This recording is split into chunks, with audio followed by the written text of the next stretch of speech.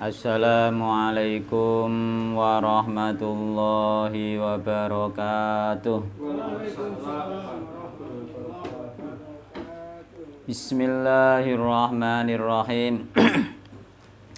Innal hamdalillah wassalatu wassalamu ala Rasulillah wa ala alihi wa ashabihi wa mawalah.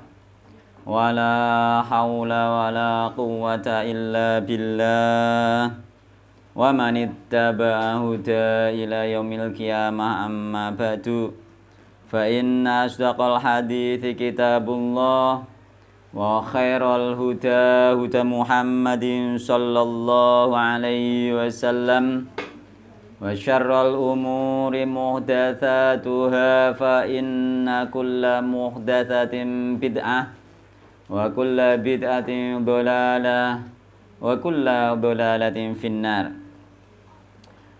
Ikhwan wa akhwat rahimani wa rahimakumullah, patut kita panjatkan puji syukur kehadirat Allah Subhanahu wa taala yang mana pada sore hari ini kita dipertemukan kembali oleh Allah Subhanahu wa taala di majelis yang mulia ini dalam rangka bermajelis taklim.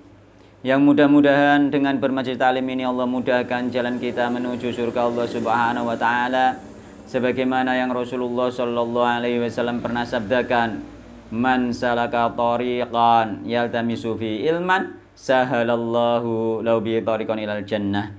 Barang siapa menempuh jalan, di jalan tersebut dia mencari ilmu, Allah mudahkan jalan dia dengan sebab mencari ilmu tersebut jalan menuju surga Allah Subhanahu wa taala.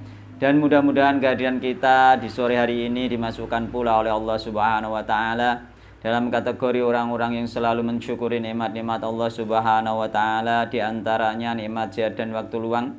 Yang kedua, nikmat tersebut banyak dilupakan manusia sebagaimana yang digambarkan oleh sabda Nabi Muhammad sallallahu alaihi wasallam, nikmatani maghbunun fi ma katsirun minan nas asyadu wal faruq. Ada dua nikmat, yang dua nikmat tersebut banyak dilupakan manusia, yaitu nikmat sehat dan waktu luang. Dalam mukadimah ini insyaallah kula ajeng maos tafsir surat Al-Insyirah, yakni Alam Nasroh, agar supaya apa? Supaya kita nanti tahu bagaimana caranya hati kita menjadi hati yang lapang. Bagaimana kita menghilangkan dosa-dosa sehingga dosa-dosa tersebut yang menjadi beban berat bagi tubuh kita di dalam menjalankan syariat Allah Subhanahu wa taala itu hilang.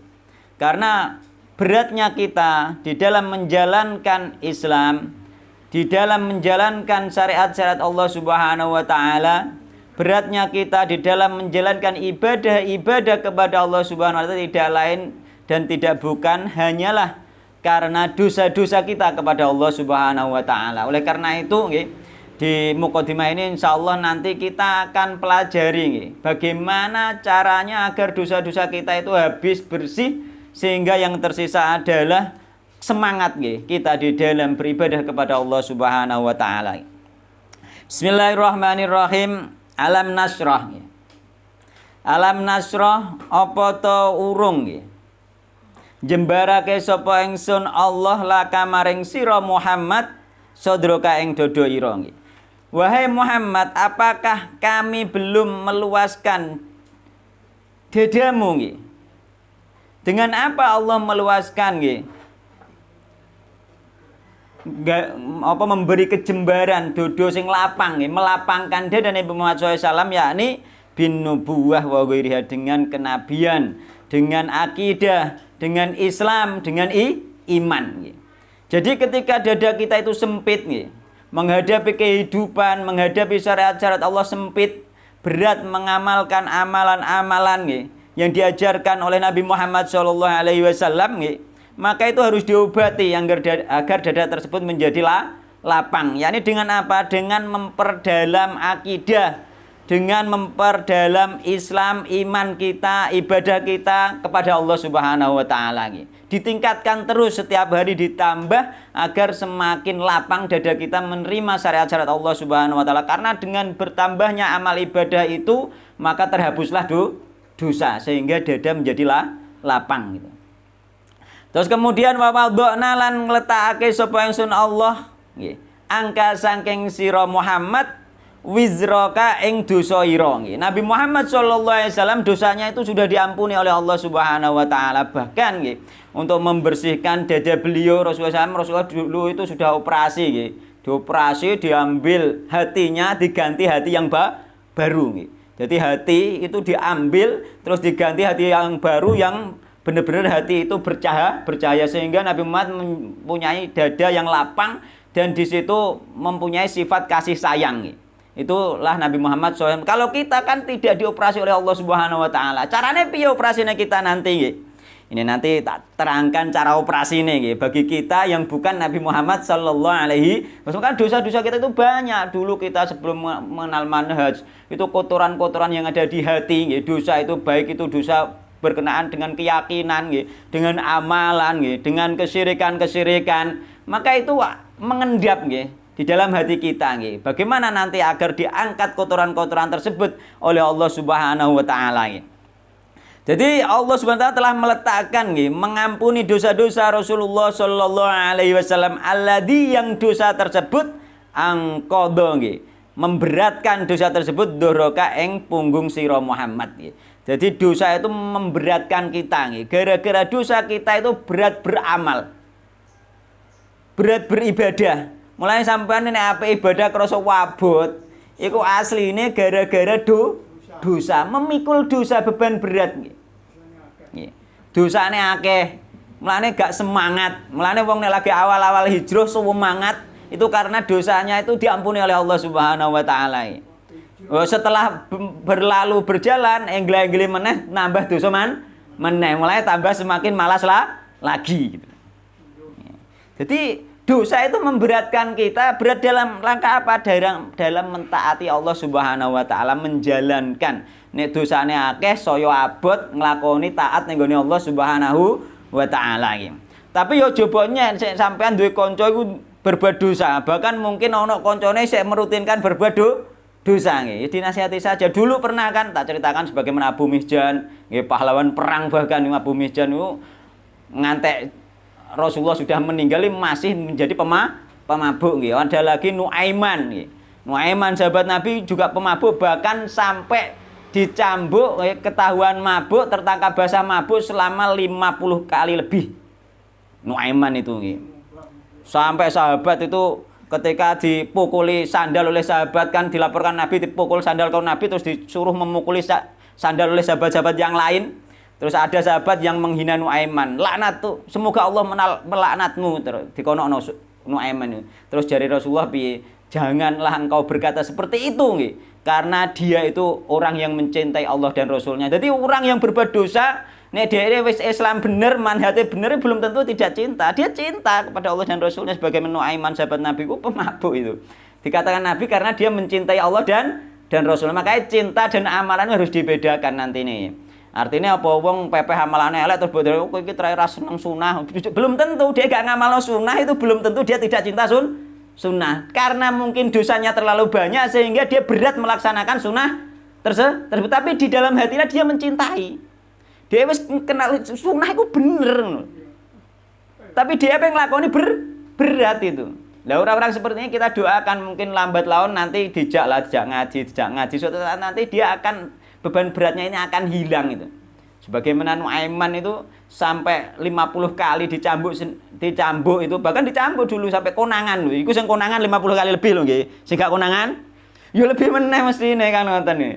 Itu pun dikatakan Nabi masih mencintai Allah dan Rasulnya. Itulah jembare apa iku rahmati Allah Subhanahu wa taala. Mulane kita iku nek mokor ana kancane sing wis budal ngaji isih gila-gila mungkin omah isih musikan awake kan gak ngerti. Ya sudah kita doakan mungkin karena dosanya terlalu banyak sehingga masih berat untuk meninggalkan hal-hal yang dilarang syariat itu. Kita doakan saja gitu. Terus diibaratkan oleh Allah Subhanahu wa taala untuk apa? Untuk menghilangkan dosa itu haruslah ada dua cara. Cara yang pertama itu dengan ilmu dan amal. Cara yang kedua yakni dikasih ujian kehidupan oleh Allah Subhanahu wa taala. Uripe loro. Digawe sering loro kaya kula iki wingi loro kula. Pas nanggone hari Ahad kula hari Jumat kula teng Gresik pulang masuk angin kula. Ya, dadi mboten kerja ngantek hari iki mau kula mboten kerja nggih. Terus lagi budal iki mau nggih. Dadi wis bener-bener tak istirahatkan Ahad sore ben iso budal aku iku ngono ya. Tak istirahatkan full sampai tadi malam tak istirahatkan tidur sampai lupa enggak nge-share undangan itu. Ngantek esuk lagi Iku karena kula tesih capek banget Pak karena masuk angin nih. Setelah pulang dari Gresik istirahat total kula nggih.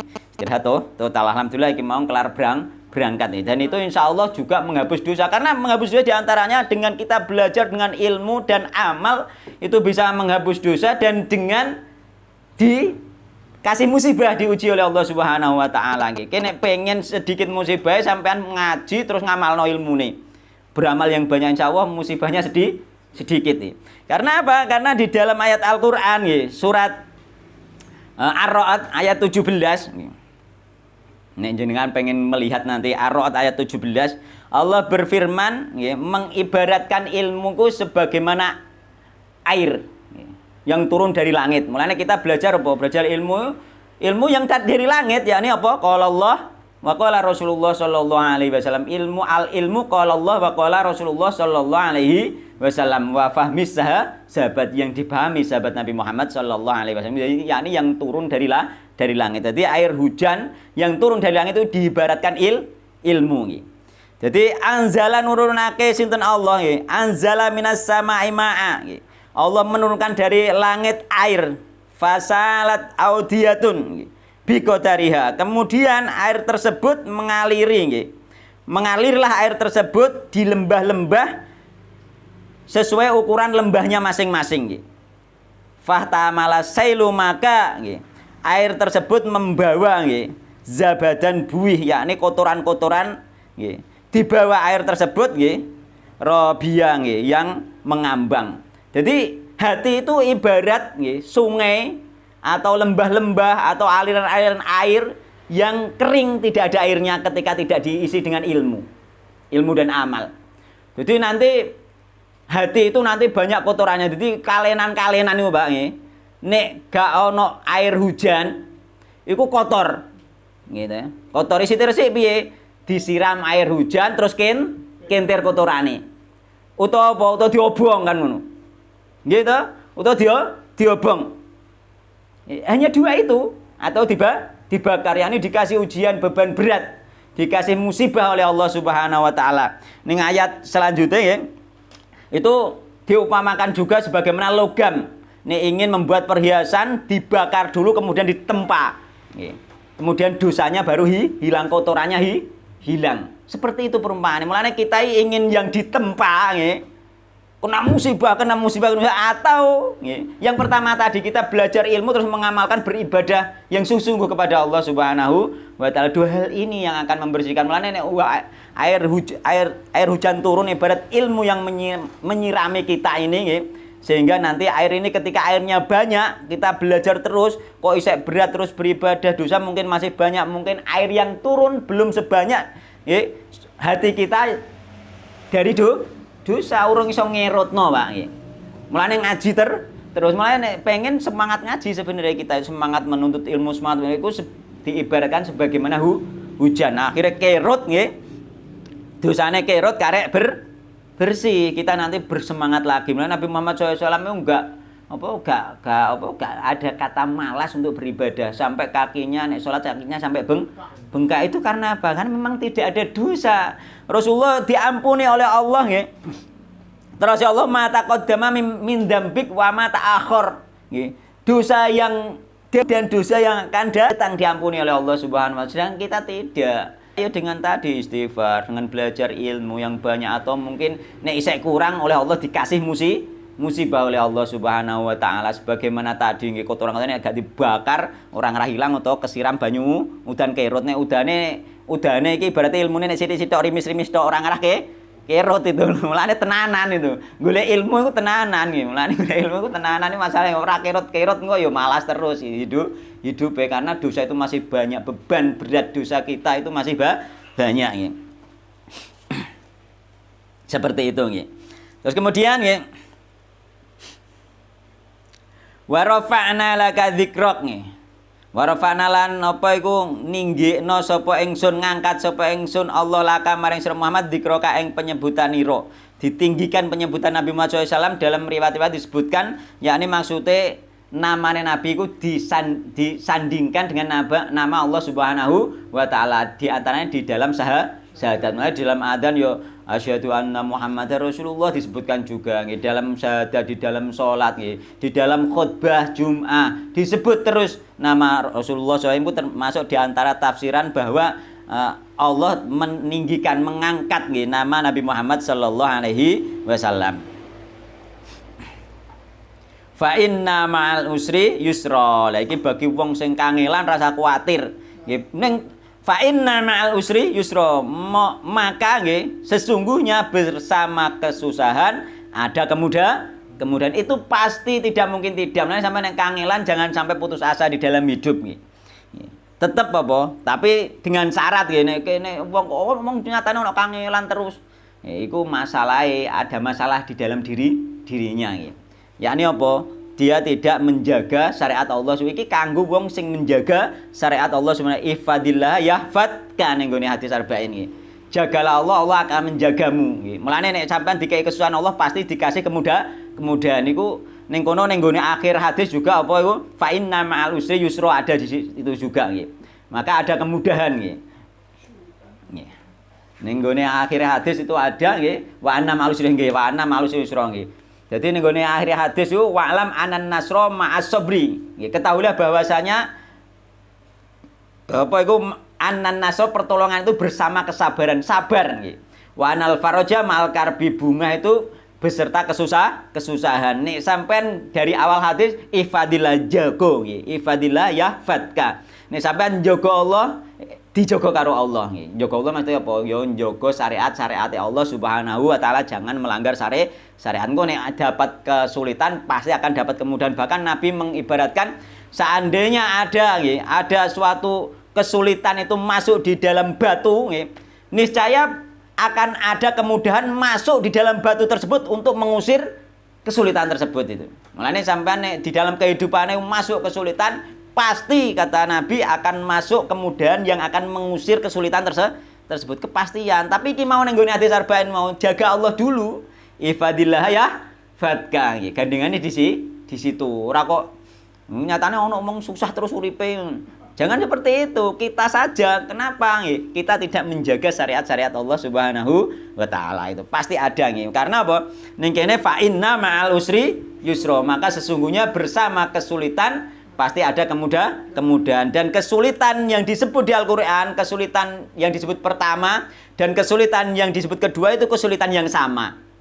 Sedangkan di Al-Qur'an yang disebut kemudahan pertama dan kemudahan yang kedua itu adalah kemudahan yang berbeda. Ini mengartikan, para ulama mengatakan di dalam sebuah riwayat hadis juga dikatakan bahwasanya satu kesulitan diapit dengan dua kemudahan. Enggak sama. Yang dimaksud di Al-Qur'an ini seperti itu gitu. Jadi lafaz sulit yang pertama dan sulit yang kedua itu satu jenis. Sedangkan mudah yang pertama dan mudah yang kedua itu adalah kemudahan yang berbeda. Jadi banyak jalan nih. Tidak hanya satu kemudahan yang harus ditempuh nantinya, tapi dengan sabar tadi nggih. Wa'lam anan nasra ma'as sabri. Ketahuilah bersama kesabar pertolongan itu bersama dengan sabar nek kena musibah, sabar nek menghadapi kesulitan, terus menjaga syariat Allah, insyaallah kemudian pasti didatangkan oleh Allah Subhanahu wa taala. Itu harus ayat itu bisa diulang dua kali, kenapa? Ya itu tadi faedahnya menunjukkan bahwa satu kesulitan dua kemudahan. Jadi hidup itu tidak ada wong sulit terus, tidak ada sebenarnya secara hukum syariat nek dia benar-benar menjalankan syariat itu. Itu artinya orang Islam. Iya, ning kene masalahe ning gone hadis arba'in niku ifadillah ya fatka, jagalah Allah maka Allah akan menjagamu. Bagi orang yang tidak berlaku orang non-Islam tidak berlaku nggih. Beda nggih. Rasanya orang di luar kan ada derita tiada akhir.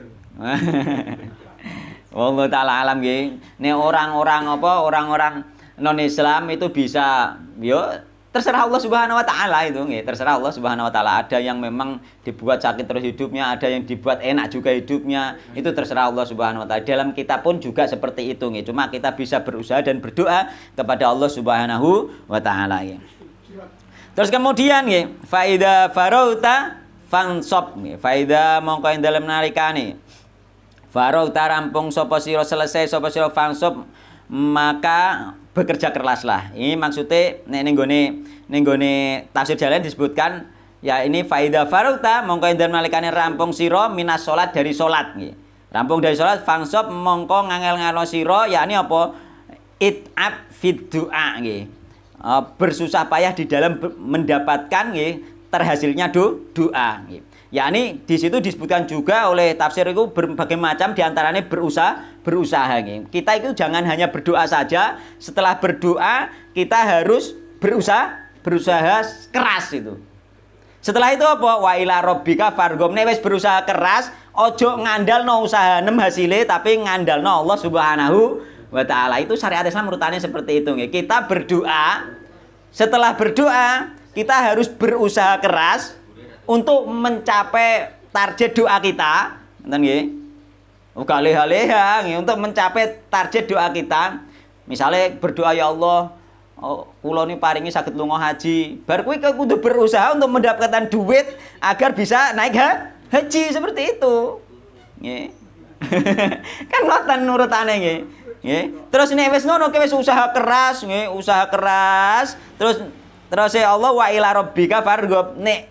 Nek wis berusaha keras ojo ngandalno usaha nem nggih. Wa ila rabbika farghab, berharaplah kepada Allah Subhanahu wa taala. Iki padha wae nggih, bertawakal. Makna tawakal itu seperti itu. Makna tawakal itu gak liha-liha nggih. Makanya ini juga apa itu tafsir ini banyak termasuk di Ibnu Katsir dan di tafsir yang disebutkan banyak. Jadi untuk kesemuanya baik setelah berdoa atau setelah sholat terus kemudian bekerja keras, atau setelah bekerja keras juga bekerja keras lagi, atau setelah ibadah yang sungguh-sungguh lagi. Intinya kita itu setelah melakukan satu aktivitas harus melakukan aktivitas yang lain yang bermanfaat, baik secara dohir itu amalan ibadah secara dohir atau amalan-amalan yang lain yang bermanfaat bagi kita. Jangan sampai ada waktu yang kosong. Intinya seperti itu. Jadi ojo anggur-angguran. Mulanya faida farauta fangsob, ketika sampean setelah selesai mengerjakan sesuatu, maka kerjakanlah dengan sungguh-sungguh sesuatu pekerjaan yang lain. Ojo nganggur. Iku ono ceritane orang yang pakai dalil ini, diantaranya ada Mbah Misbah Bangilan itu dulu. Mbah Misbah Bangilan itu termasuk apa iku orang yang kula niku gampangane seneng nggih. Iku dulu itu ceritane termasuk kiai-kiai yang kenal kula cerita itu dulu Mbah Misbah itu tidak mau ada waktu yang luang. Kosong itu tidak mau. Bahkan ditamoni itu dikei waktu sedikit untuk tamu. Dan itu pun enggak diajak omong-omong guyon mboten. Mau ke guyon omong-omong tapi beliau ambek nulis. Makanya tulisannya sak pirang-pirang itu. Enggak. Jadi enek tamu iki ambek nulis kitab itu. Enek tamu ambek nulis kitab. Jadi enggak benar-benar enggak ada waktu kosong beliau itu.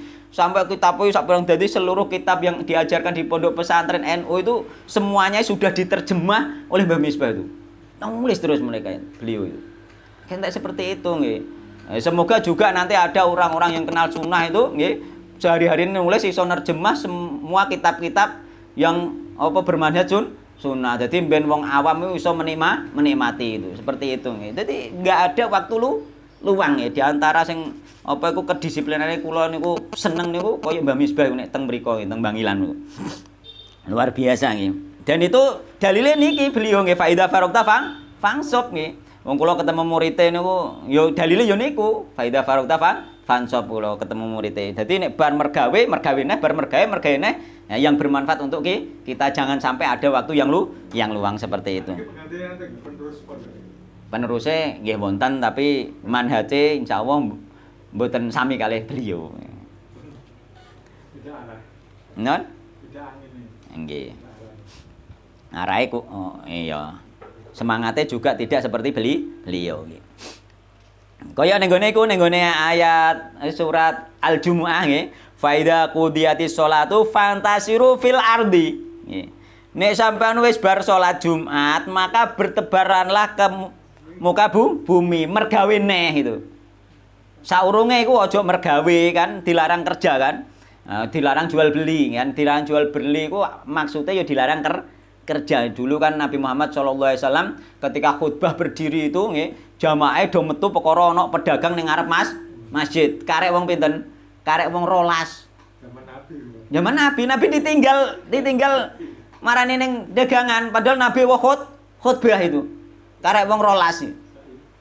Ditinggal apa iku blonjo mlane gak oleh jual beli nggih. Gak oleh jual beli tapi ngono wis bar Jumatan nggih. Terus ya Allah nggih fa idza qudiyatis sholatu fantasiru fil ardi wabtagu min fadlillahi, carilah karunia Allah. Terus wis carilah karunia mergawe piye? Dilanjutkan nah wadkurullah katsiran la'allakum tuflihun. Eling Allah mergawe nem aja ngandalno usaha nem isek ngono. Nggih. Eling Allah Subhanahu wa taala karena yang memberi rezeki, yang membagi rezeki itu Allah Subhanahu wa taala ya. Wallahu ta'ala alam ya. Semoga kita bisa nggih agar kita itu semangat lagi di dalam beribadah. Paling tidak jangan menunggu di napa wau? Untuk menghapus dosa, jangan menunggu dikasih musibah dulu oleh Allah Subhanahu wa taala. Kita sambut dengan cara kita bertolabul ilmi dan mengamalkan ilmu. Itulah yang nanti akan mengangkat dosa-dosa kita nggih, akan menghilangkan dosa-dosa kita. Jangan menunggu ditimpa musibah nggih. Ya semoga saja nggih, semoga saja belajar kita, amalan kita sehari-hari itu sudah cukup untuk mengangkat kotoran-kotoran hati kita yakni dosa-dosa itu untuk membersihkan sehingga tidak mendapatkan musibah yang besar dari Allah Subhanahu. Mudah-mudahan musibah kecil koyok masuk angin. Kan kecil mawon kados kula masuk angin ngoten mawon kan saged ngoten. Wallahu taala a'lam. Ustaz, kalau Ustaz tahu apa ada fadilah daripada surat Al-Nasr ini? Wallahu taala a'lam mboten nate. Nggih. Banyak orang yang ya itu kan enggak berdasarkan dalil ya. Kalau membaca surat Al-Nasr waktu subuh itu nanti diberi kemudahan, kelancaran. Wallahu taala alam, nek ingin diberi kemudahan, kelancaran, diingin dadanya tidak sempit ya dibaca, amalkan isinya. Ya ini apa isine kowe nek maca sampeyan dikongkon belajar. Dikongkon sinau terus dikongkon mengamalkan ilmunya, kongkon beribadah menguatkan akidah nggih, menguatkan Islam, iman kita, ibadah kita kepada Allah Subhanahu wa taala sehingga nanti kita itu ringan dan dimudahkan oleh Allah Subhanahu wa taala. Itu mengamalkan isinya, bukan dibaca berkali-kali. Nek dibaca berkali-kali itu juga bisa yakni mendapatkan pahala dari Allah per huruf 10. Iya sama sebenarnya kita dapat gitu. Nah dengan dapat pahala 10 kali lipat per satu huruf 10 pahala tadi bisa jadi dengan pahala itu kita enggak harus surat Al-Nasr ini saja, semua surat bisa gitu loh. Tapi kalau ada hadis khusus, maka kita tidak tahu nggih, kula mboten ngertos. Tapi nek secara umum semua Al-Qur'an ketika kita baca insyaallah hidup kita dimudahkan oleh Allah Subhanahu wa taala, enggak harus surat Al-Nasr gitu. Artinya fadilah nek diamalkan. Nggih. Nek diamalkan isinya pasti. Kalau diamalkan ya ini apa? Nabi apa itu dodone jembar nggih, cara bahasa Indonesia apa mang? Lapang dadane lapang itu dikarenakan nubuwah nggih. Yakni dikarenakan akidah Islam, iman, ibadah. Nah, sampean pengen lapang juga itu yang dikerjakan dan ibadah tidak akan diterima Allah, tidak bisa memberikan dosa kecuali dengan ilmu. Mergo apa? Ibadah itu tidak terima Allah nggih, mardudun la tuqbalu, tidak terima itu tanpa ilmu. Maka urutannya tetap harus ada ilmu seperti itu nggih. Kita belajar. Makanya kemarin kita belajar waktu-waktu sholat sudah selesai, maka kita lanjutkan belajar masalah adzan sekarang nggih.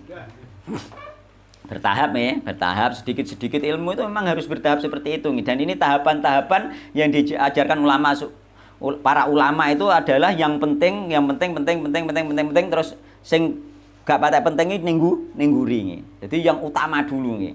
Sekarang adzan nggih.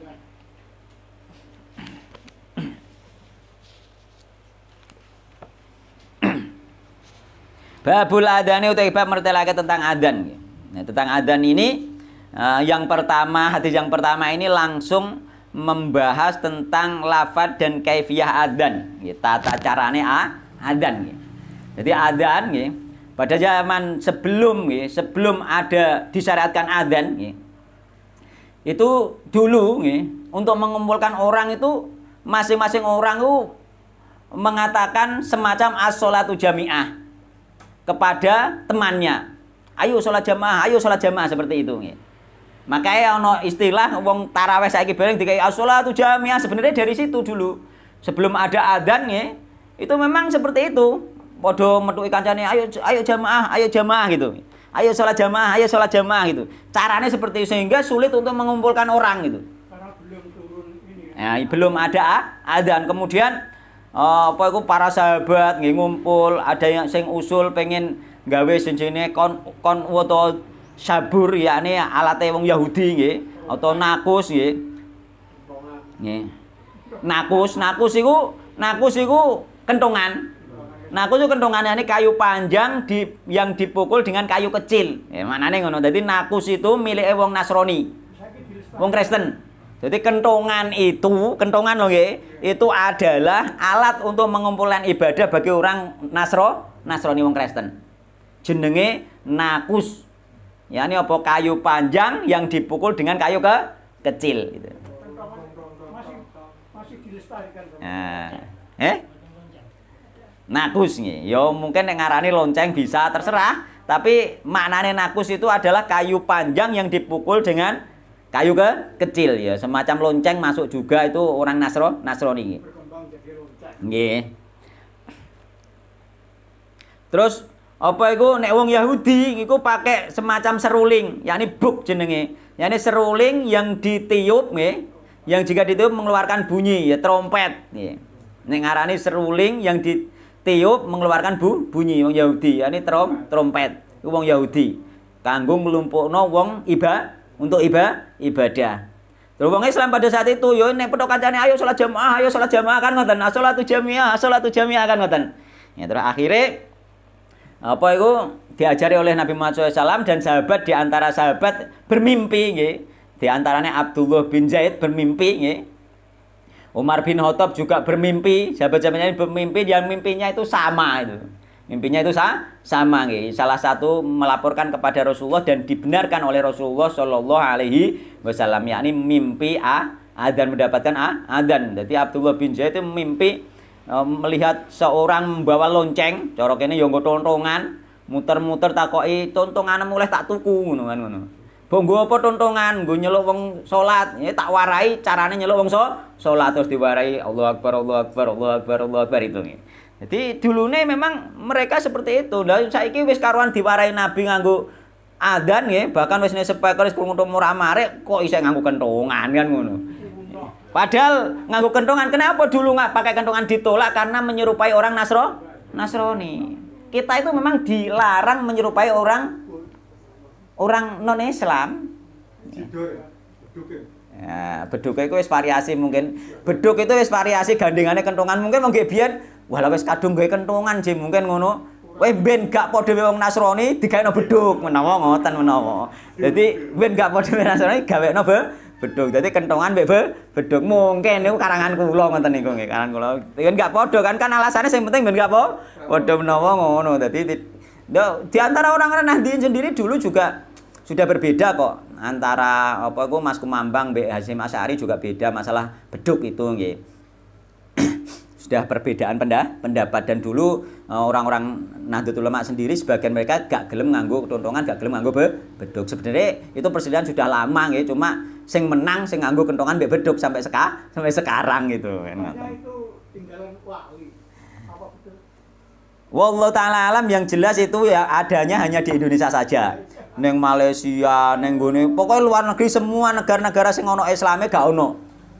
Ono mungkur ning Indonesia tok ya, anggap ae ku budaya Indonesia nggih. Semoga tidak dimasukkan menyerupai orang Nasrani, semoga itu doa kita ya, semoga tidak dimasukkan menyerupai orang Nasrani. Tapi kita yang sudah tahu ya sudah, jangan sampai termasuk kategori menyerupai Nasrani jangan dipakai. Tapi mereka yang sudah pakai, sudah mendarah daging nggak bisa dikandani, muga-muga gak termasuk menyerupai wong Nasrani. Wallahu taala alam, itu saja gitu.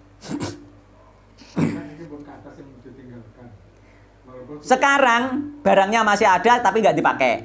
Tapi setiap ada masjid pasti dibuat tapi nggak dipakai gitu. Ya hanya menjadi apa ya, semacam simbol saja gitu. Cuma kaya saiki sing sayang meneh iku sing nek masjid iku ana jam, malah jam dinding jam sing ngadeg sing muni tung tung tung lho, malah kaya wong anu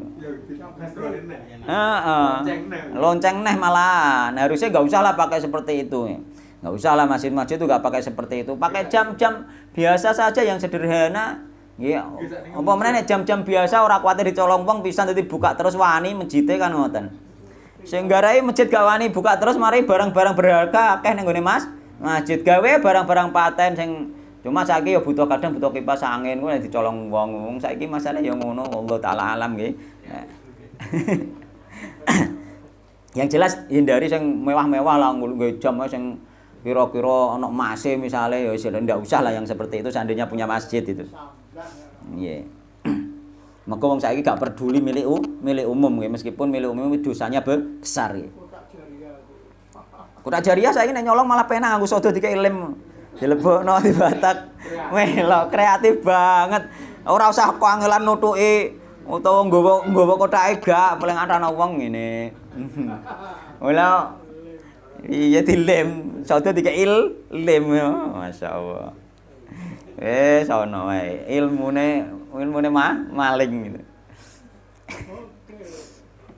Jadi adzan nggih. Pengertian adzan yang penting nggih. Adzan secara bahasa, al-adzan lughatan iku al-i'lam. Al-i'lam maknane pengumuman, pemberitahuan. Nah nek pengumuman, pemberitahuan. Mulane dituthuk rontongane wong sing biasa ki biyen go ngono speaker go ngono apa wong ben krungu, maksudnya kan ngono dulu itu. Jadi maksudnya pemberitahuan itu pengganti, meskipun zaman Nabi tidak diterima itu, kentongan tidak diterima pada zaman Nabi. Tapi di Indonesia diterima itu, kan aneh kan. Sudah diusulkan dulu zaman Nabi kan, sudah diusulkan tidak diterima. Tapi di Indonesia diterima oleh para wali katanya. Wallahu alam gak ngerti aku. Wali murid, wali sapa sing nrimo gak ngerti aku. Ora roh asal usule kentongan itu dulu dari mana gak ngerti aku. Nggih, secara bahasa nggih, adzan itu adalah pengumuman al-i'lam, pengumuman i'lam, pengumuman nggih. Nek nggone ayat Al-Qur'an surat At-Taubah itu wa adzanum minallahi wa rasulih, pemberitahuan dari Allah dan Rasulnya. Jadi adzan itu maknane pemberitahuan, i'lam. Tegese pengumuman. Nggih, woro-woro nggih. Wa syar'an itu cara syariate al-i'lamu bidukhuli waqti shalah nggih. Pengumuman tentang masuknya waktu salat bidzikrin mahsusin, dengan zikir atau ucapan khusus. Dia gak ngamuk nggih. Ucapannya khusus juga itu lafaz adzan Allahu Akbar dan seterusnya nggih. Sedangkan iqamah secara bahasa maknane adalah iqamatul qaidi, memberdirikan orang yang duduk. Iku makna iqamah secara bahasa. Secara syariat al-i'lamu bil qiyami ila shalah, pemberitahuan tentang didirikannya salat. Dijak salat bidzikrin mahsusin, dengan zikir khusus yang telah datang bihi asyari, yang telah datang dari syariat, yakni lafaz qomat. Terus hukumnya bagaimana? Hukumnya fardu kifayah. Jadi adzan itu fardu kifayah, nek wis ana sing adzan liyane gak wajib. Kudune di satu desa itu harus ada jamaah ono adzan, itu harus nggih. Wajib iku nek sak desa nek gak ono sing adzan mongko dosa kabeh. Nggih, mulane adzan niku hukume fardu kifayah. Al adzanu wal iqamatu masyru'ani fi haqqir rijali. Adzan dan iqamah itu disyariatkan untuk laki-laki li sholatil khamsi untuk salat 5 waktu. Liyane tidak. Mulane salat-salat liyane tidak, termasuk salat tarawih, termasuk salat hari raya Id itu tidak pakai adzan. Bahkan nek salat hari raya Id itu ditegaskan di beberapa hadis bahwa Nabi tidak pakai lafaz apapun, langsung Nabi maju salat. Langsung apa itu cara saiki langsung sawu sufufakum fa inna tasbihatas sufu min iqamati shalah atau istawu istaqamu langsung itu. Enggak ada as-shalatu jami'ah, enggak ada. Di dalam sholat hari raya itu tidak ada yang seperti itu. Itu dijelaskan detail itu, bahkan enggak ada lafaz seperti itu. Langsung Nabi langsung maju, langsung sawu sufufakum atau istawu istaqamu, terus barisan dirapatkan, langsung Nabi ngimami sholat Id. Belum khutbah ya, enggak ada tambahan-tambahan. Enggak ada. Langsung khutbah nggih. Nambah iki sapa? Ya. Jawani ra mekar. Ditambahi apa nek sebelum khutbah? Itu. Bilal. Iya, Bilal kan membacakan. Oh, ana Bilale yo. Iya. Masih ada itu. Nah. Yo ngadakno salat Id dhewe ning di lapangan dhewe. Nah, secara sunnah, malah secara sunnah sebenarnya lebih ringan, lebih cepat, gak membutuhkan orang banyak juga. Lebih cepat nih. Lebih cepat, lebih ringan sebenarnya. Ya, tidak membutuhkan orang banyak, gak usah butuhno Bilal bereng nggih. Mengko gak ono Bilale iku apa iku hari raya itu gak ono Bilale nggih. Enggak ada, mengko gak membutuhkan adzan gitu. Jadi wong lanang nggih sing adzan niku gak wong wedok itu gak oleh, mergo swara dianggap aurat wong wedok itu ndak boleh nggih. Nah, saiki puluh radzan maca apa iku siiran-siiran nang masjid, bantere ra kaprah lingkuk-lingkuk suarane ngono. Kira putri. Kira putri. Wallahu taala alam. Kalau itu memang nanti untuk apa itu, untuk memberi semangat anak-anak agar semangat belajar, insya Allah itu insya Allah dibolehkan. Tapi kalau memang untuk apa itu ajang pamer suara, insya Allah tidak. Nanti beda. Nanti mungkin di pondok pesantren anak-anak putri dilombakan qiraah itu dalam rangka ben mereka semangat untuk menghafal, semangat untuk melakukan apa itu suarane, memperbaiki suaranya dalam baca Al-Quran, karena itu disyariatkan memperbaiki suaranya. Yang tidak boleh kan memamerkan kan. Jadi nenek pondok-pondok mengadakan tilawah seperti itu insya Allah tidak apa-apa. Ketika ya apa itu untuk sholat 5 waktu saja ya adzan itu. Wahuma min furudil kifayah idza qama bima man yakfi sakotol ithmu anil bakin. Jadi ketika sudah ada yang adzan, yang lainnya sudah cukup, enggak berdosa. Terus ada syarat adzan. Syarat adzan yang pertama Islam. Sing adzan kudu wong Islam. Fala yasihani minal kafir, gak sah wong kafir. Yang kedua berakal. Fala yasihani minal majnun, wong edan gak sah adzan. Wasakron, wong mendem gak sah adzan. Wairul mumayyiz, wong sing urung tamyiz, di bawah umur 7 tahun enggak boleh adzan. Nek wis 7 tahun boleh. 7 tahun sudah dianggap tamyiz nggih. 7 tahun wis pinter nggih. Sekitar 7 tahun iku nek wis pinter, nek 10 tahun nanti balik nggih. 7, 8, 9 nek wis pinter jenenge tamyiz itu boleh adzan nggih. Terus kemudian yang ketiga syaratnya ad-dzukuriyah, lanang, nek wong wedok ora usah. Fala yasihani minal mar'ati lil fitnati bisautiha nggih. Falasyana maka tidak sah nggih adzan bagi wanita karena lil fitnati bisautiha, karena fitnah suaranya nggih. Wala minal khuntha li adamil ilmi, wong wandu yo gak oleh. Wong banci gak oleh adzan. Kudune lanang nggih, banci iki gak jelas nggih. Ning gone hadis disebutkan laisa 'alan nisa'i adzanun wala iqamatun, tidak ada bagi wanita adzan dan iqamah.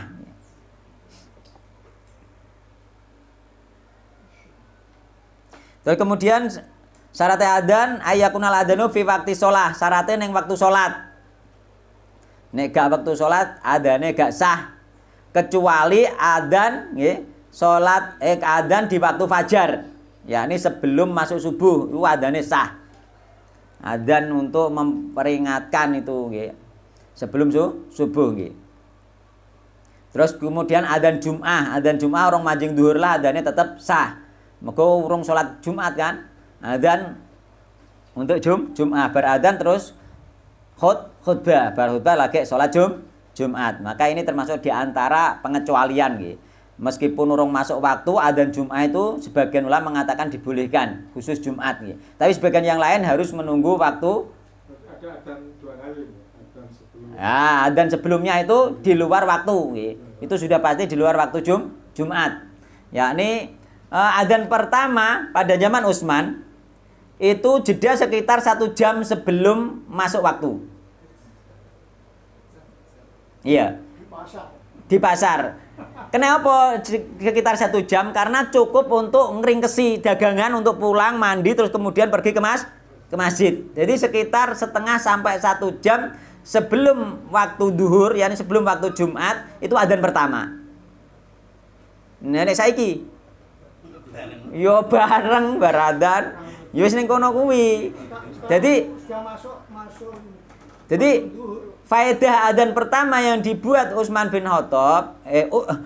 Affan itu faedah itu adalah untuk mengingatkan orang di pasar agar segera pulang mempersiapkan diri untuk sholat Jumat itu. Jadi untuk adzan yang dilakukan masyarakat sekarang adzan pertama itu tidak ada faedahnya itu. Faedahnya tidak sesuai yang dipraktekkan yang dibuat oleh Sayyidina Utsman. Makanya boleh itu adzan sebelum fajar, yakni waktu sahur, be adzan Jumat, yakni sebelum manjing waktu di pasar itu adzan pertama. Terus syaratnya lagi adzan itu harus urut, tertib, berkesinambungan, langsung terus menerus. Terus syarat berikutnya yang keenam ayakunal adzan wa kadzal iqamah bil lughatil arabiyyah, harus bahasa Arab dengan lafaz sesuai sunnah. Harus seperti itu. Terus kemudian sifat orang yang adzan itu dianjurkan, wong sing adzan itu kudu dipilih nggih sifate nggih. Yakni yang pertama harus adil dan terpercaya. Uga anggur wong dikona adzan. Gua adzan sing bener nggih. Terus kemudian harus orang balik, dianjurkan balik meskipun tamyiz boleh nggih. Tapi dianjurkan diutamakan orang yang sudah balik. Harus mengetahui, yang ketiga harus mengetahui ilmu tentang waktu-waktu sholat. Ben gak kleru. Ini saiki paling gak yang duwe HP sing iso ndelok jadwal. Iki pun nonton tulisan. Wis dikeki anu ya. Tapi nek mati lampu. Nah. Terus kemudian disunahkan sing tukang adzan ini suarane lantang. Sebagaimana zaman Nabi memilih Bilal itu. Terus yang kelima disunahkan agar orang yang adzan itu suci dari hadas kecil dan besar. Sunnah. Ora wudu ya sah adzan, tapi disunahkan, disukai. Disunahkan pula orang adzan itu berdiri menghadap kiblat. Disunahkan pula apa itu? Meletakkan jari di telinga. Jari telunjuk ini di telinga ditutupi dan juga mengarahkan wajah ke kanan ketika hayalah sholat, ke kiri ketika hayalah falah. Wajah saja, badannya enggak ikut. Ini disunahkan. Dan disunahkan pula untuk pelan-pelan, arang-arang di dalam adzan, cepat di dalam iqamah. Itu diantara yang dipahami oleh para ulama di dalam kitab fikih. Makanya semangat gini, kira-kira ning gone desane jenengan, uga ana muadzine semangat adzan. Muga adzan itu penting nggih. Terus Nabi Muhammad SAW al-muadzinu yaghfiru lahu mada sautihi. Jadi wong sing adzan itu diampuni dosanya sejauh suaranya. Sampai di suaranya itu diampuni dosanya. Wa yashhadu lahu kullu radbin wa yabisin, dan menjadi saksi setiap yang basah dan yang kering nggih, dan juga binatang nggih, semua yang mendengar adzan itu nanti menjadi saksi di hari kiamat nanti nggih. Jadi adzan itu fadilahnya gede nggih. Beda nek adzan teng TV. Kan tekan dinding. Yo, wallahu taala alam nggih. Wallahu taala alam nggih. Terus kemudian ning gone hadis riwayat lain yakni riwayat Imam Bukhari nggih. Imam Nasa'i juga, Imam Malik juga disebutkan la yasma'u mada sautil muadzini jannun wala insun wala syai'un illa syahidalahu yaumil qiyamah nggih. Tidaklah mendengar nggih adzan nggih seorang muadzin siapa jin manusia sesuatu apapun yang mendengar kecuali besok di hari kiamat itu akan menjadi saksi nggih. Luar biasa nggih. Itu kita harus semangat. Kula termasuk semangat sing nek ra ono sing adzan tak adani. Semangat bro, nek masalah adzan nih. Bahkan sampai pernah 5 waktu ku tak adani terus akhirnya digawe jadwal adzan karo takmir. Maka mau tak adani terus menawa. Menawa muga tak adani terus jadi digawe jadwal. Kula ngemeno tenan wis kadung oleh ora ono sing ndisi tak meno tenan aku mergawe leren tenan aku tak adani. Terus muga pahalane gede nggih. Pahala gede dan juga terus apa di dalam hadis Imam Bukhari Muslim la ya'lamun nasu ma finida. Seandainya manusia itu tahu pahalanya orang yang adzan, fadilah adzan nggih. Termasuk tadi nggih, diampuni sejauh suarane, meneh saiki suarane nggo speaker lho. Piye iki? Kok ora semangat lho piye? Wasofil awal dan keutamaan sof pertama, tsumma lam yajidu. Kemudian seseorang itu tidak mendapatkan, tidak bisa adzan dan tidak mendapatkan sof pertama, illa ayastahimu alaihi kecuali diundi lastahamu, maka akan minta diundi. Seandainya nek diundi kok sing menang oleh adzan atau sing menang oleh sof pertama, aluk diundilah. Saking pentingnya sebenarnya seperti itu. Mulane aja ngeri, yang penting oleh rakaat terakhir lah wis oleh sak rakaat aja ngono, tetap harus semangat. Permasalahan sekarang itu yang dekat dengan rumah kita ini sudah ada tapi tidak kalau dengan kita begitu yang masjid yang lain. Napa? Orang adzan masjid yang ada yang dekat dengan rumah kita itu tidak sebaham tidak sepaham dengan kita. Kita mengikuti yang jauh nanti gimana yang sebaham wallahu taala alam nggih. Nek untuk salat 5 waktu nggih. Wallahu taala nek salat 5 waktu itu wajibnya itu adalah adzan yang wajibnya loh nggih. Nek untuk yang jauh itu sunnah nggih. Wajibnya itu adalah bagi tetangga yang mendengar adzan, berarti adzan jamaah yo di tempat yang dia mendengar adzan tersebut, harusnya memang seperti itu. Jadi di masjid tersebut meskipun beda paham tapi masalah bedanya itu kita sholat jamaah di situ tetap sah, masalah yang di situ nggih. Nah, kalau kita di wilayah masjid yang beda paham, kita tetap sholat jamaah di situ. Itu menurut kula, kecuali kita memang misalnya mempunyai masjid sendiri, ngurmat masjid sendiri itu nanti beda nggih. Wallahu taala alam. Mas Yono jomblo. Tak jadi Mas. Tapi dengan raden beliau. Wallahu taala alam nggih. Wallahu taala alam. Kalau jamaahnya yang jauh-jauh itu malah enggak ada jamaahnya. Nah iya. Wallahu taala alam itu mungkin nanti ya membutuhkan pemahaman fikih yang lebih mendalam, lebih rinci nggih. Tapi hukum asalnya kewajiban datang itu ya hukum asal lho nggih. Iku membutuhkan fikih yang rinci nanti nggih, pemahaman yang rinci. Kula cara kefikihan kula niku dereng mencakup itu nggih.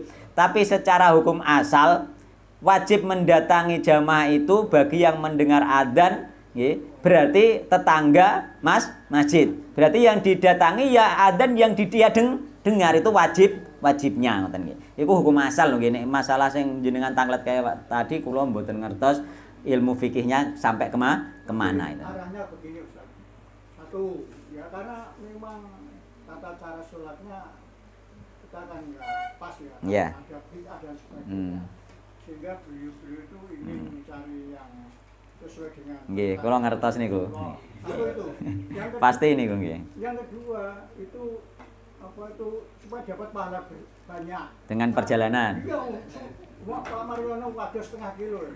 Palanya Pak Yono Nggih. Wallahu taala alam itu nanti hasil ijtihad nggih.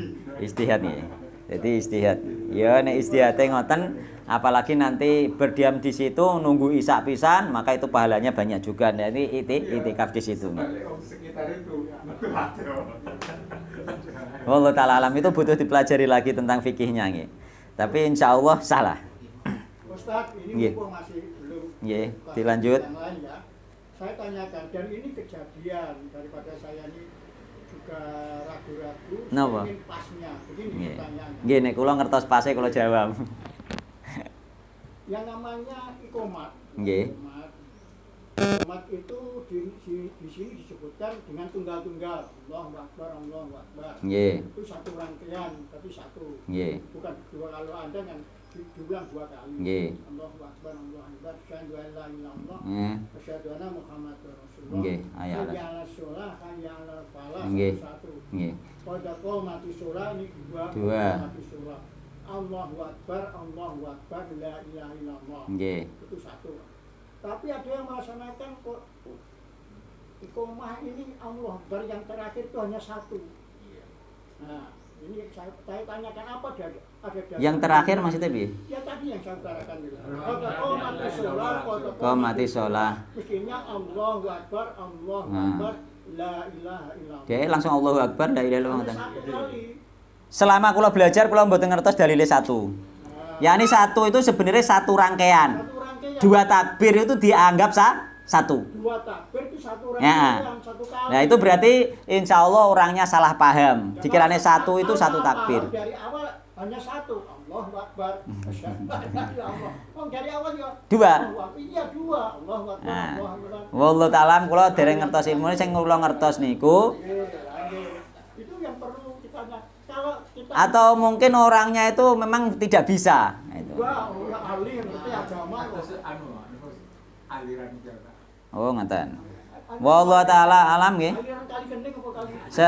Yang jelas nggih setahu kula mboten nggih. Yakni satu takbir nggih, satu kali takbir di dalam iqomah itu satu rangkaian maksudnya. Satu rangkaian yakni dua kali takbir dianggap satu nggih. Dadi Allahu Akbar, la ilaha illallah itu ingkang kula ngertos. Nggih to. Lu gitu. Kula kok dereng ngertos. Itu gini ya. Nah, nanti kula cari nggih. Ini ya kalau nggak salah ya, itu kan teman saya. Nggih. Jenengan yang ada itu ngertos dalile dos pundi? enggak maksudnya saya tahu teman itu teman kita sendiri ya. Nggih. Orang banyak. Beliau ini dulu basicnya tuh ngajinya di Persis. Nggih. Itu loh. Maksudnya aliran lain ini mungkin Pak Mariono itu. Nggih. Nah, saya nggak sampai mendetail, saya ya sungkan apa ada dasar hukumnya kok takut barang. Tapi setiap komat ya seperti itu. Tapi sampai sekarang jenengan pun ngertos dasar hukumnya apa mboten niku? Belum. Belum. Saya Oh. tanyakan jenengan. Lah kula selama ngaos nggih. Ngeten nggih, kula selama ngaos mboten ngertos, insyaallah nanti kula padosake nggih jawabane nggih. Ya, sebetulnya bagi yang mungkin tak mengaji ya Pak Mariono ya, itu ya mencari ilmunya. Kalau itu Mungkin dia dituk ilmu nih, nyatanya kabeh sing adan ngono kabeh kok. ada sapa Pak? Yo, Pak Tarmaji yo. Loh, itu kan ilmu Pak Ali. Pertama pencetusnya Pak Ali.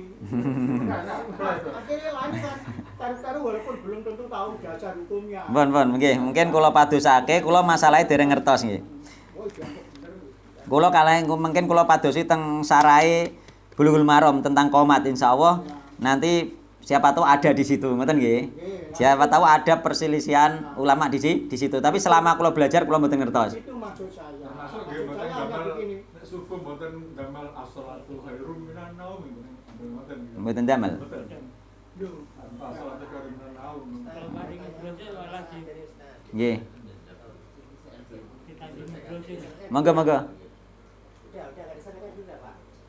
Kenapa? Ini, yang pertanyaan saya gini, masalah adan ini ya. Kalau adan kan mengundang waktu sholat 5 waktu atau sholat wajib. Nggih. Nah di sini ada mayit mau dikubur diadani. Nggih. Nah, ada lagi yang bayi mau sudah lahir Nggih. sudah ajak diadani ya. itu kita beliau itu. Terus Saya tanyakan lagi ada angin kencang hujan itu ada juga diadani. Saya tanyakan. Apa Mas yang pertama? yang Mayit nggih. Kemarin sehat Mayit diadani selama kula ngaos nggih, mayit diadani selama kula mengaos niku mboten enten dasar dalile nggih.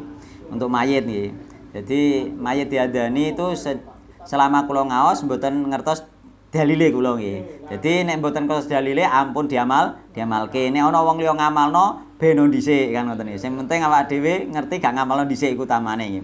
Mulane kita kadang kan berat, keluarga kita kadang meninggal juga diadani. Ya sudah yang penting bukan kita karena kita sudah tahu ilmunya enggak ada. Nek ana dasare kita ikut itu saja. Kalau enggak ada ya sudah biarkan dulu nggih. Terus kelahiran kula nggih mboten ngertos dasare nggih, sami mawon nggih. Hadisnya dhaif kalau nggak salah. Kalaupun ada hadisnya memang dibersihkan ulama, dan sebagian ulama mengatakan memang dhaif gitu, dan itu butuh dipelajari lagi untuk melahirkan gitu. Terus untuk apa tadi? Angin kencang. Wallahu taala alam nggih, kula pemahaman kula riyen nggih ngoten, tapi dalile dereng ngertos ngantos sakniki. Yang jelas nggih, yang jelas bacaan takbir itu nggih mungkin yang dimaksud bacaan takbir itu saja, bukan adanya, cuma karena ada dalil tentang takbir, yakni misalkan api itu ditakbiri juga hilang nggih, juga padam, itu ada dalil hadisnya nggih. Mungkin ketika ada musim mereka bertakbir nggih, yakni menyebut kebesaran Allah Subhanahu wa taala terus kebacut di gawe adzan. Wallahu taala kula mboten ngertos nggih. Nanti insyaallah kita carikan jawabannya yang lebih tepat. Kesempatan ngaji inilah Nggih. kita bisa nanyakan. cukup Allahu Akbar tok jane kuwi. Nggih. Allahu Akbar, Allahu Akbar. Nah, ada api sampean takbir Allahu Akbar. Insyaallah bukan adzan nggih, kita takbiri gitu. Nah, kalau itu ada dasarnya itu. Ya, ada dasarnya. Dan itu mungkin dikiaskan ke musibah-musibah yang lain. Ngeten, Pak. Mungkin itu dikiaskan ke musibah-musibah yang lain semacam banjir, semacam angin itu. Mungkin dikiaskan di situ. Cuma karena Allahu Akbar itu lafaz dari salah satu lafaz adzan, kemudian orang itu pakai adzan. Mungkin seperti itu, Pak nggih. Itu kemungkinannya. Tapi yang jelas baca takbir dibolehkan.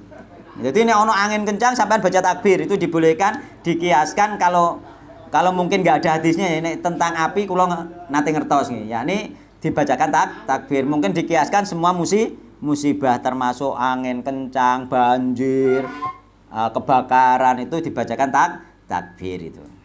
Demo. Wallahu taala alam. Habib berisik. Allah. Bon nggih. Nggih. Karena adzan itu kan panggilan sholat. Nggih.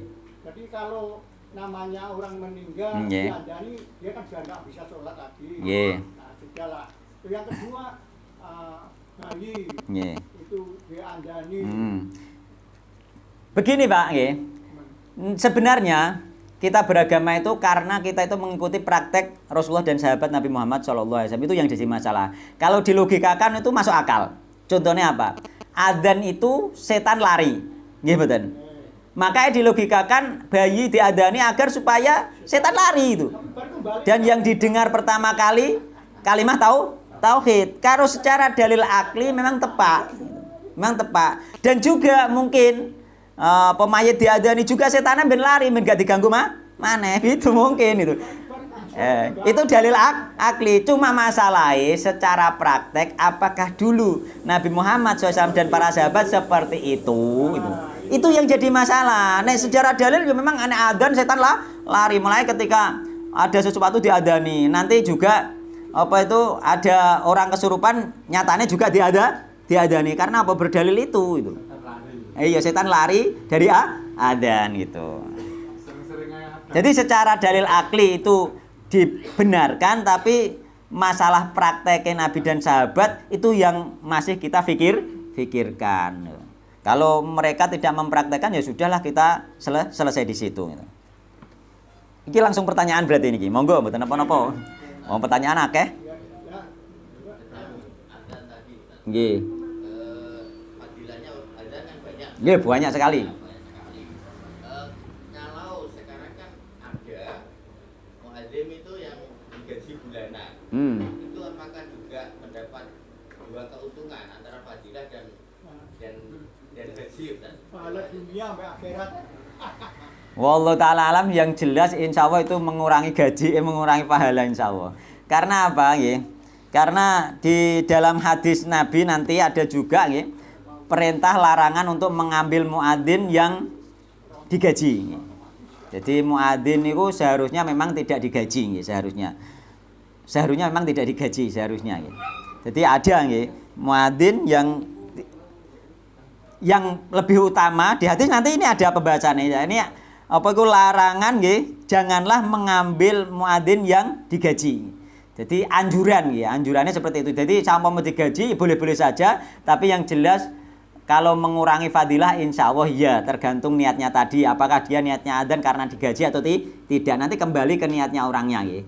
Jadi adzan saya kira adzan digaji 1 bulan 500.000. Wah, podo daftar pengen adzan. Berarti adzannya karena gajian. Nah ini nanti orang seperti inilah pahalanya innamal a'malu bin niat nggih. Jadi tergantung hatinya nanti nggih. Masalah gaji itu kan kadang memang ya bisa kayak koma-koma untuk biaya bensin dan lain sebagainya, itu hanya prosedur duniawi saja nggih. Masalah pahala nanti tergantung hatinya. Insya Allah seperti itu. Sebagaimana ngaji, ceramah, dikei duit seperti itu Pak nggih. Insya Allah masuk hal yang sama seperti itu. Namun masalah apa itu ceramah ngaji pun kan juga disinggung di dalam Al-Qur'an ya. Ini disuruh mengikuti orang yang tidak mengambil upah. Kan ada yang seperti itu juga kan, nek dipahami tenan nek ngambil upah aja ikuti kan ngono malian kan. Repot. Maka nanti dilihat tentang hatinya itu nanti.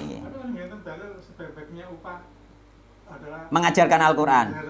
Nah, ada juga memang seperti itu. Wallahu taala alam. Yang jelas nanti kembali ke hatinya nggih. Hati itu penting. Digaji semua. Maka kalau berbicara afdolnya tidak digaji, berarti orangnya adzan benar-benar ikhlas bukan karena gaji nggih. Tapi kalau boleh nggih. Boleh. Tergantung orangnya nanti, masalah pahalanya terserah masing-masing, dia adzan karena gajian atau memang adzan karena lillahi ta'ala ngoten Bapak. Nggih, balik ke awake dhewe.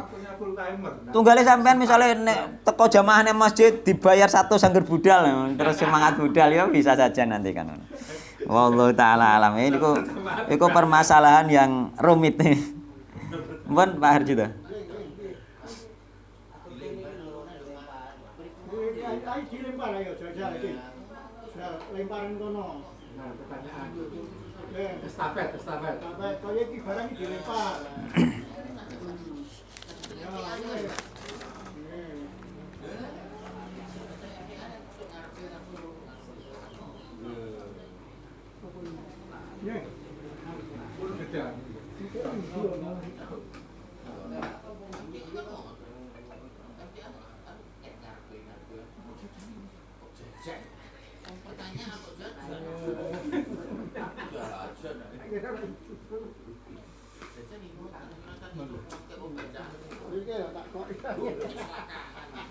Tapi ya praktis.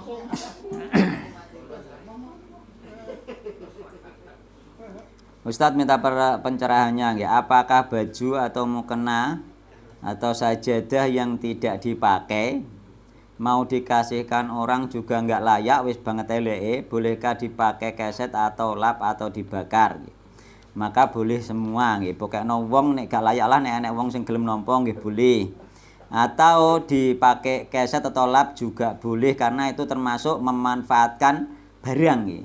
Daripada dibakar percuma nggih. Kalau masih bisa nggih, pakai lap juga boleh atau dibakar pun daripada mengotori rumah juga boleh, tergantung kebutuhan. Sampeyan butuh lap gawe lap, butuh keset gawe keset, nek gak butuh dibakar. Boleh semua itu nggih, enggak ada larangannya. Bagaimana cara menjawab salam dari orang non muslim? Alaika, itu saja nih, kembalikan nih. Atasmu itu saja. Maksudnya dibalekno sakarepmu lah gampangane ngono nggih. Jawabannya seperti itu. Gak dijawab juga boleh nih. Atau waalaikum. Enggak dijawab waalaikum. Alaikum nggih. Nggih. Karena apa? Karena Indonesia dijadikan bahasa adat. Kenapa? Assalamualaikum, berarti bukan milik umat Islam. Wallahu taala alam. Yang jelas jangan sampean kasih salam dahulu nggih. Nggih. Itu ada dalilnya tersendiri itu nanti nggih. Supaya ben ketok anu tak Pak. Saiki rata-rata ngono Kak. Sampai atine wong. Terus kemudian bagaimana hukumnya bila organ babi dimasukkan ke organ manusia dengan tujuan pengobatan untuk menyelamatkan nyawa manusia. Alasan mereka memakai organ babi karena ada kesamaan yang sama. Organ loh nggih niki. Nek organ dimasukkan tidak boleh karena babi itu najis. Pengobatan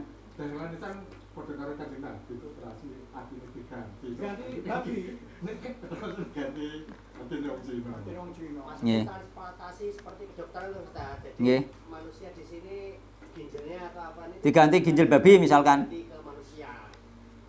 Dari babi dimasukkan ke manusia. Oh begitu. Seperti itu karena kedokteran sekarang kan untuk ke manusia kan agak mahal. Jadi diambilkan dari babi. Jadi babi tidak boleh. Karena secara hukum apa itu babi itu najis nggih. Tidak boleh nggih.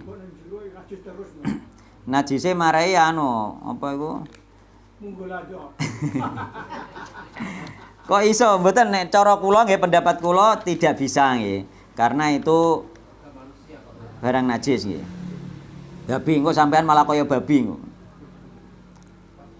Jadi beda loh nggih, beda nek kira-kira apa iku beda dengan vaksin. Beda.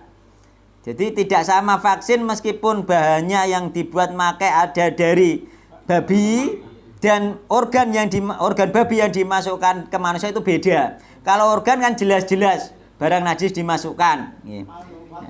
Kalau vaksin beda karena vaksin itu meskipun dari babi tapi sudah tidak berwujud, sudah hilang, sudah netral. Nih vaksin babi itu sudah netral.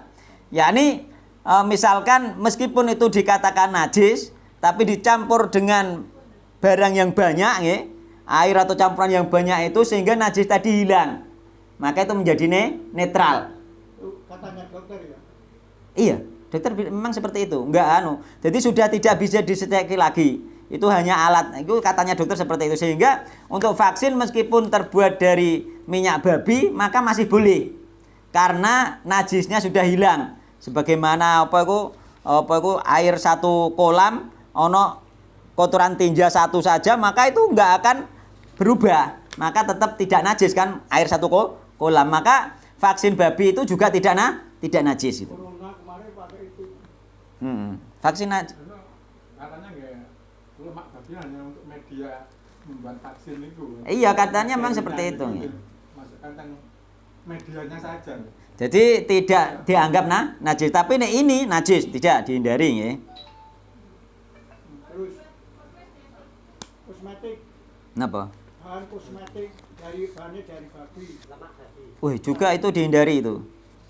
Karena najis nggih. Lian-lian. Kita nggak tahu proses pembuatannya nggih, dihindari saja nggih. Kosmetik dan juga Bu nggih, kosmetik sekarang itu banyak bahan-bahan berbahaya. Makanya sampai nek maca ora usah mikir menor-menor, sing penting awet. Nih. Sing penting awet. Kula enten pengalaman termasuk anak kula niku pun di pondok itu sudah 9-10 tahun di pondok. Itu dulu di antara wanita-wanita di pondok itu ada nggih, sing macake menor-menor, ana sing ora. Ternyata sekarang 10 tahun ke depannya itu ceritanya anak kula mulai kecil kan di sana itu sing biasa maca menori raine wis padha elek. Heeh. Sing biasa sampai saiki masih bagus wajahnya. Ini ternyata anak kula niku sing menceritakan dia bisa membedakan. Jadi di antara orang-orang yang ada di sekitar pondok sing maca menor ambek sing gak, itu ternyata sing gak iki lebih berubah jelek, sing gak menor iki lebih awet muda daripada yang biasa menor, lebih rusak. Maka itu mungkin pengaruh apa itu jenenge itu kosmetik yang ada unsur apa itu zat-zat berbahaya. Makanya kita ya sudahlah pakai sing biasa-biasa saja atau kita pakai lidah buaya itu dan sing alami sing penting itu merawat kita sampai tua gak rusak. Wallahu taala alam. Sing bedak-bedak sing disponsornya kaya ning nggone Cino dan lain sebagainya itu berbahaya itu nggih. Berbahaya. Baik cantik cuma hanya Sementara di akhirnya rusak, nanti akan rugi nggih. Dan di antara tetangga-tetangga kula iki wis ana akeh sing raine rusak itu. Raine rusak malah parah itu. Setik sing murah-murah. Pemutih iki bengkoang iki lho. Lah ya bengkoang. Pakai itu loh lidah buaya, dipakai masker itu bagus itu lidah buaya itu nggih.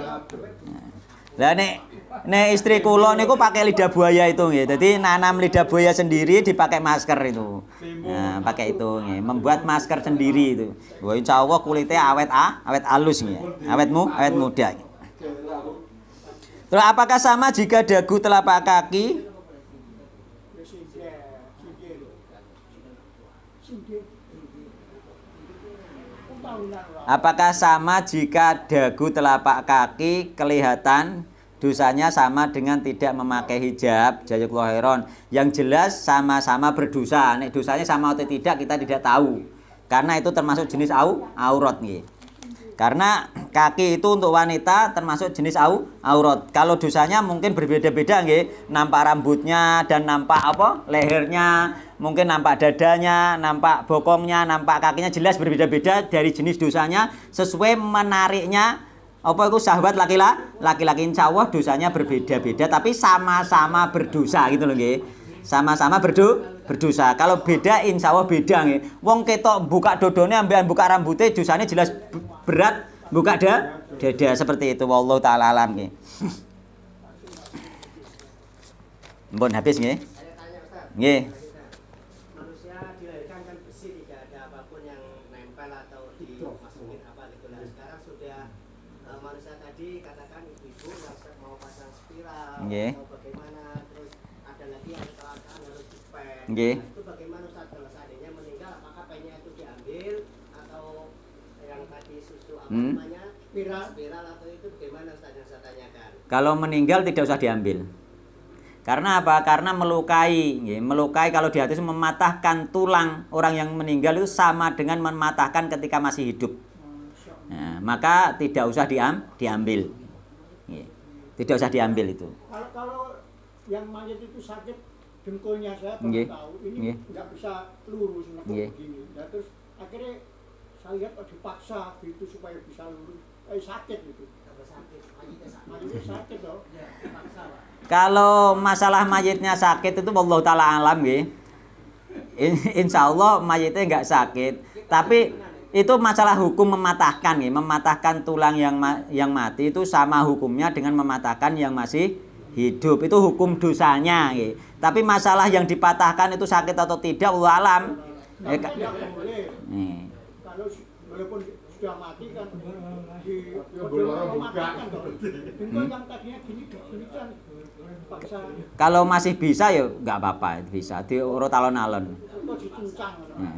Nek gak iso, pernah ada juga ki di tempatku itu begini.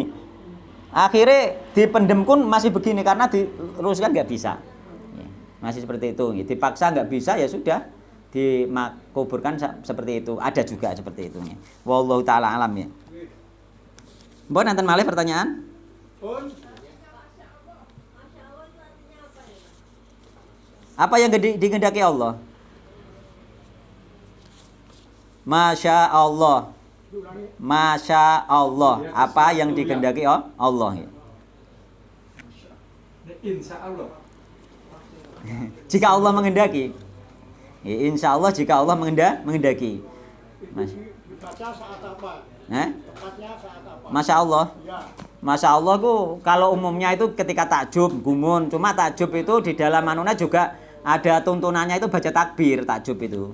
Kalau Masya Allah tepatnya kalau ada peristiwa apa? Masya Allah sesuatu yang menakjubkan bisa Masya Allah. Yang menyenangkan. Tanduran kowe kok wakil-wakil. Masya Allah. Karena itu kehendak Allah dan juga Masya Allah Allah takbir Allahu Akbar gitu. Ma itu apa yang digendaki Allah. Jadi sampean roh iwak gede-gede Masya Allah berarti itu kehendak Allah ikan besar seperti itu sesuatu yang takjub ya. Jadi bisa kita Masya Allah, bisa kita bilang apa Allahu Akbar, itu ada gitu tunanya Allahu Akbar itu. Sampai nek gumun Allahu Akbar itu bisa. Ikan hiu dilus-lus sampai baca lama ya. Bisa juga subhanallah masuci Allah. Jadi ungkapan-ungkapan itu nanti sesuai keadaan ya, bisa ya. Wallahu ta'ala alam ya. Semoga kajian ini barokah. Nanti insya Allah pertemuan ke depan langsung kita baca hadisnya, langsung diusahakan selesai ya. Karena muqaddimah sudah terlalu panjang. Ngoten ya, wallahu ta'ala alam. Semoga kajian ini barokah, manfaat ya, menambahkan wawasan kita, menambahkan hati kita itu semakin lembut, kotoran-kotoran hati kita diangkat oleh Allah Subhanahu wa taala. Subhanakallahumma bihamdika asyhadu an la ilaha illa anta astaghfiruka wa atubu ilaik. Wassalamualaikum warahmatullahi wabarakatuh.